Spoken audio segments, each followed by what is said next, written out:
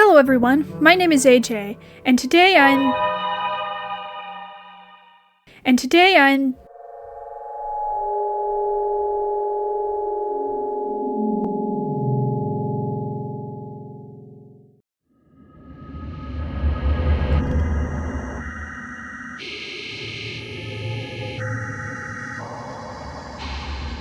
Today I'm hungry. Today I'm gonna go get snacks actually, and I'll finish recording later, I guess.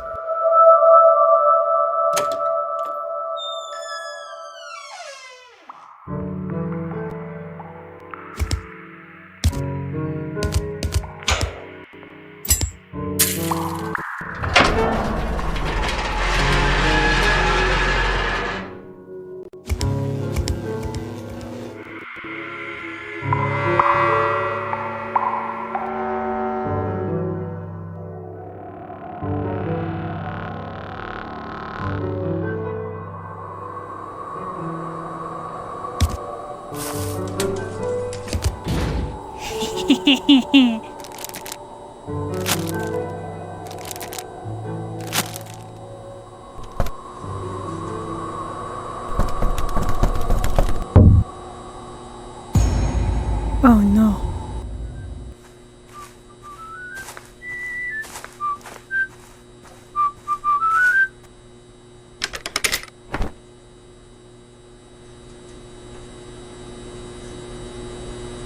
So, do you, want to collab? Yee.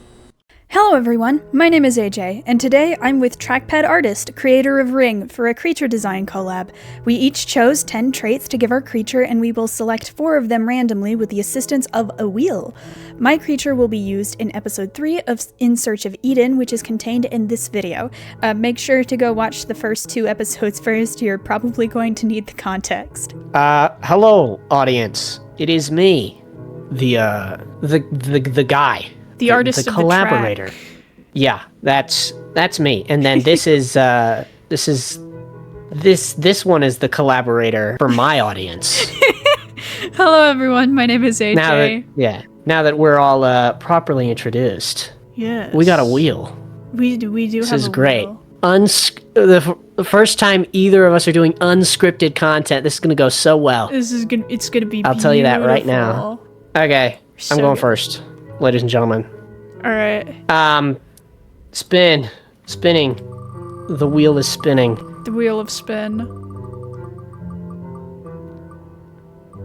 Many legs. I am so excited for many legs.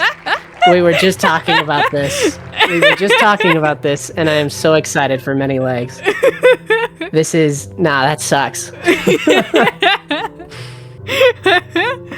right. Oh, that's great. Another bug.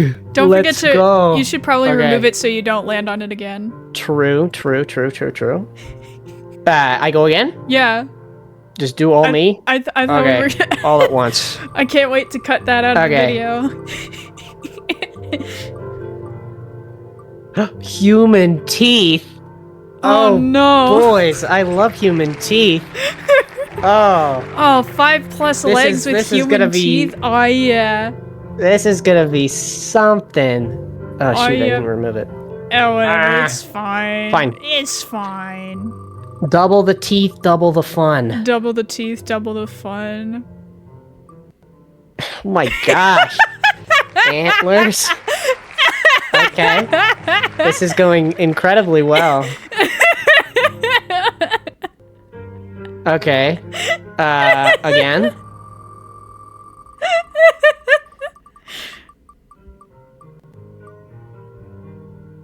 Oh. Eye shenanigans. Whatever. I forgot what we meant by that, but And it was we'll it was- review the footage. Okay, so eye shenanigans was purposely meant to be vague. It just means weird things with the eyes. In the little doodle I made it like multiple eyes. We combined multiple eyes and eye shenanigans together. I see. Was that 3 Well, or 4? that was 4. I guess I didn't need to spin this again, so we'll cut that anyway. Yeah, we'll make ourselves look hot and steamy and like we're good content creators. Excuse me. Okay, I'm ready. My wheel is. My wheel's hot. It's like a forest. Wheel's pretty. Wheel is pretty. Wow, look at that. Look at that wheel. Oh, boys, I said with joy. Arboreal! We love trees. We love trees. Oh, boys. Oh, boys, that means it gets to live in the trees. This may or may not go well, depending on what else I get.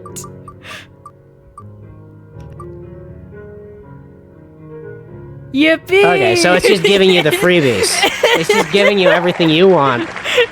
And my wheel is the worst thing that has ever come into existence. Wait, but this is gonna fit so good with what I want it, with which episode I want this to be in. Oh my goodness. Oh, boys. Please don't give me big ears.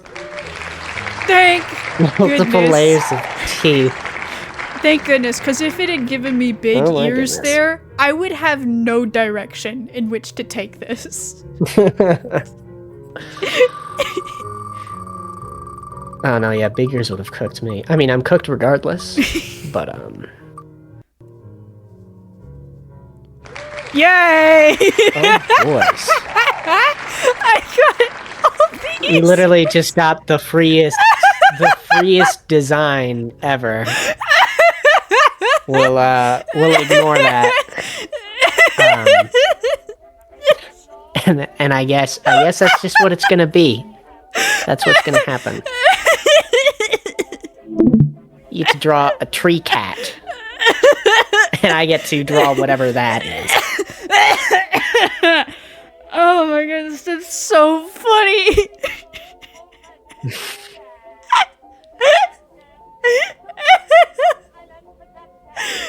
Never again. This collab will never happen again. We're gonna see. Oh, we have to do it again next week. It's gonna be so good. Next week? Oh my gosh. No, my career's over. Without further ado, episode 3 of In Search of Eden. There once was a garden, and in that garden, a snake. The snake feared the world, and for good reason. The world was infested with demons, creatures of pure evil who saw only to do harm. She had once lived her life alongside these animals, but when the world opened and they were allowed to possess bodies of their own, they became brutal beasts of greater violence even than the humans that released them. They spared violence to no one, not even their own kind. Pinelle tried many different bodies, but she was killed over and over and over again. No longer able to bear the violence, she hid herself away. She made her body small and inconspicuous so that she would not be found. When that wasn't enough, she disguised herself as a plant, but even that wasn't enough and she was killed again. This time, this final time, she dedicated herself to the art of magic, and through much practice and stubbornness learned 2 spells. The first spell made plants grow, the second spell made people ignore things. With her magic, she created a garden, a small pocket of land that demons considered too unimportant to investigate. Here she made her home, an Eden of her own creation. But soon she became lonely. She had spent so many years just trying to survive that she had forgotten how desperately she needed company. She needed someone to speak with, someone to talk to. In all her years, though, she had not met any demon of her size that had anything even approaching intelligence. They were little more than animals. Even those that could speak were not capable of engaging with her in verbal sparring. The closest she'd met to an intelligent demon was a merchant of human body parts, but it cared only for trade. She had heard tales of a demon in the city that had created a small empire for himself, but a journey that far was too fraught with peril for her to go to him. Even if she arrived in one place, he very well might eat her. With few options left, she turned to humans. There had been a human settlement only a few miles from her garden. It was a final bastion, barely surviving after years of war with her kind. In the dead of night she went to it. She was easily able to slither past its metal walls and barbed wire. The watchtowers and armed men did not even notice her in the deep grass. They were looking for big demons, ones that posed an existential threat. Once past them, getting inside of a human's home was easy. Inside one such home she found a baby, sleeping peacefully in his cradle. She wrapped her body around him, cast a spell to make others ignore him, and smuggled him into her garden. He was stupid for now, as all children were, only able to cry. But humans have short lives. She just needed to be patient for a few years, and soon, maybe in a decade or two, She would have someone worth talking to.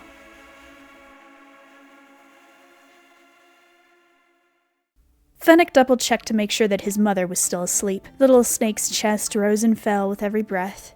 Certain now that she would not wake, he flipped up his hood and slithered out of the tree. Fennec was about 12 years old now. His mother had told him never to leave the garden, but that didn't stop him. He'd left it many times to play and explore, and so far had no problems. He'd created for himself a cloak of plants, so that when he crouched down, he looked just like a bush. He had encountered a few demons on his trips, but so far none had noticed him. Even his scent was disguised in this. So long as he was back before nightfall, Pinelle would never know. He went to his favorite spot, a small pond a short walk away from the garden. He knelt down next to it. The water was filled with little black tadpoles squirming around, living their lives.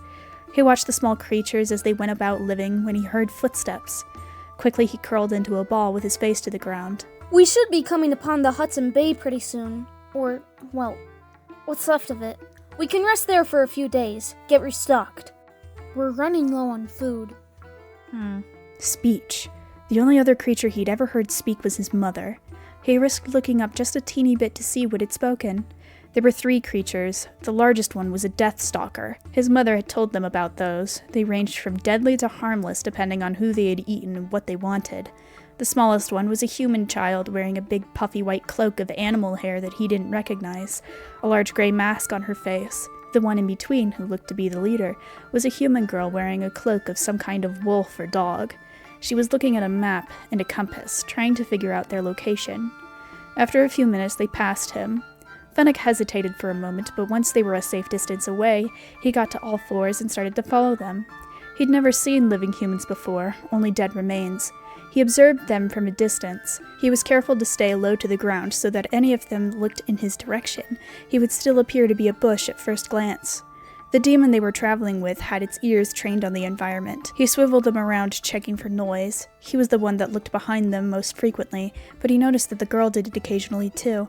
It took a while for them to notice him, but soon that girl did. We're being followed. Fennec went stiff. The girl took on a fighting pose, her spear in his direction. The demon noticed and did the same. The smallest one put her arms wide to make herself look bigger, though she stood behind the other 2.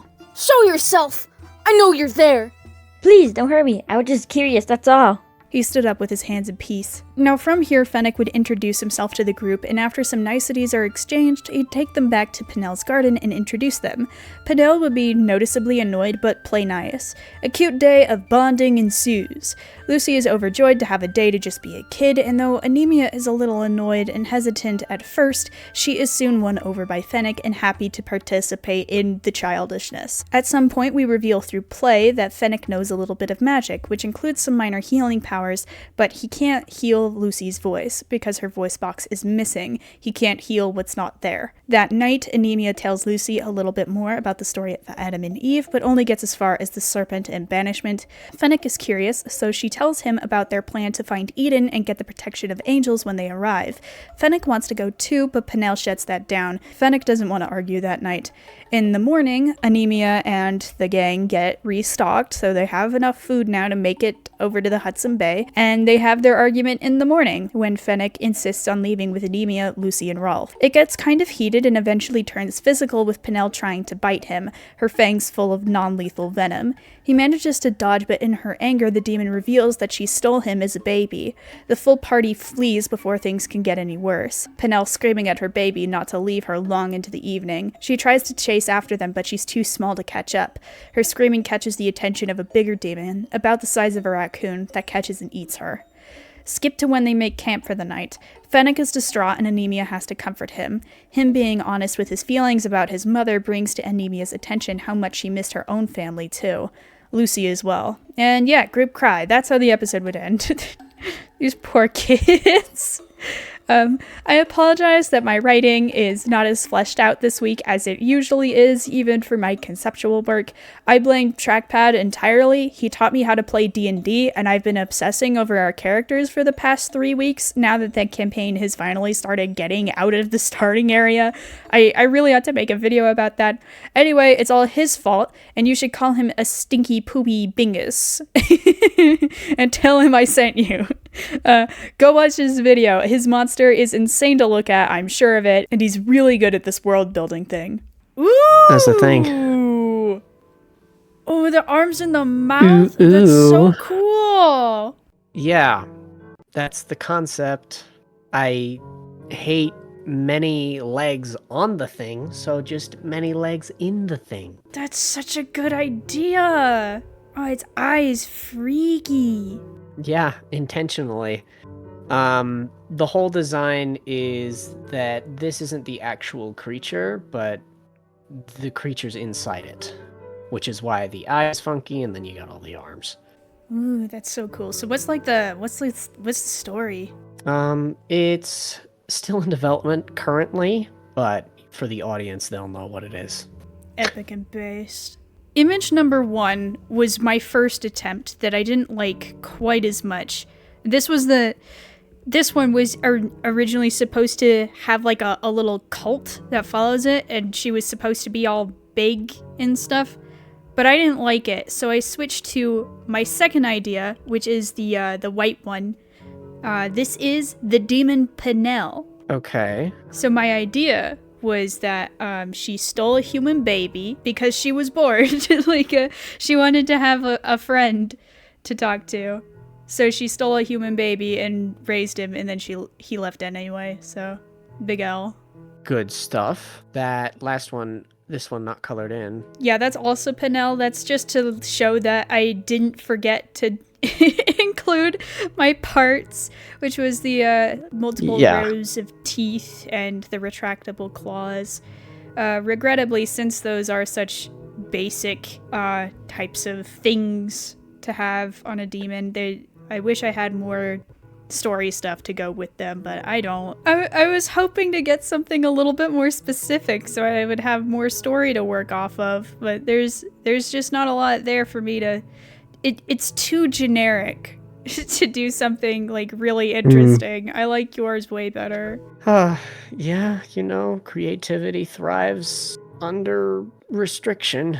I guess we'll just have to use the wheel again. Oh Yes. no. Let's use the wheel again. It will be fun. By the way, I have merchandise and I take commissions, and an extra big thank you to my patrons: JRDS, CDN Redneck 05, Immortal Jesse, Not Three Rats, Mercer Scott Holt, Stephen Drake, The Fun Guy, Honey, Chase Johnson, Jay Draws, and Silent Savvy.